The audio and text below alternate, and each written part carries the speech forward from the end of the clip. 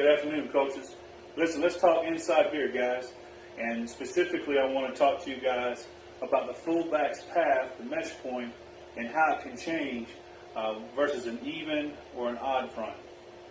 I don't know how you guys do it, but I'm going to explain to you how we do it here.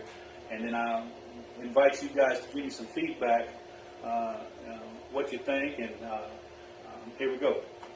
So up top, I got an even front drawn up, right? And versus an even front, we do the basic butt of the guard. That's our aim point, or for the fullback, that's the mesh point. All right. His job, besides just getting to the aiming point, is he's got to read the action key. The action key is the first guy back to the inside of the read key. Okay. So in this case, it'll be the shade.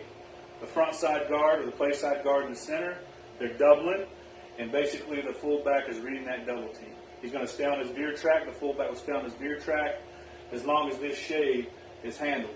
Now, if he slants across the guard's face, he'll put his foot in the ground, and he'll do what we call a zone cutback behind that shade slant. That's it. It's real simple. Now, when we play versus an odd front, though, we change it up. So let me talk to you about that. So we got a nose guard, head up on the center. Front side or the play side guard doesn't come down and help the center now. We use him to go to that second level. All right, some people like to send him to the front side guard. I like to base the nose with the center and send him to the back side guard, right? But whatever your preference is, this front side guard is not going to come down and help out with the center. All right, some people like to bring the back side guard and help with the scoop and send the center up to the back side linebacker. However you handle it, right? You got a nose, and the front side guard ain't coming to help. So you got to treat things a little bit different, in my opinion.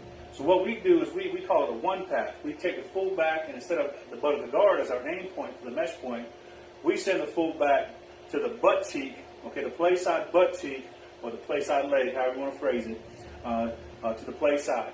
And the same thing. Action key is the first guy to the inside of the read key, but that'll be the nose. Okay, the fullback's key in the nose. If he slants across the nose face, put his foot in the ground and cut back right behind him, getting vertical. Okay. If we're able to maintain play side leverage on this nose, then the fullback will maintain his veer path. And we're going to have the play side guard and the tackle up on the second level, blocking those linebackers, so no need to worry about that. The quarterback, how his job kind of changes from an even to an odd front is we won't take a midline, we won't necessarily take a midline steps here, but the quarterback doesn't have to get out to the butt of the guard.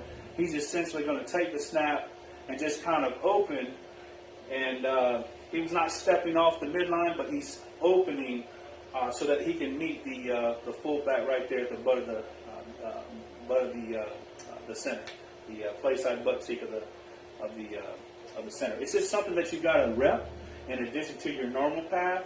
You got to practice versus a nose, and that we call it a one path, and you just got to rep that. So the footwork is just a little different. He doesn't have to step down the line of scrimmage, I guess, at the end of the day is what I'm trying to say. As far, he just getting the snap and opening. Okay, right there. All right, take it easy. Give me some feedback. Love to hear you guys' thoughts.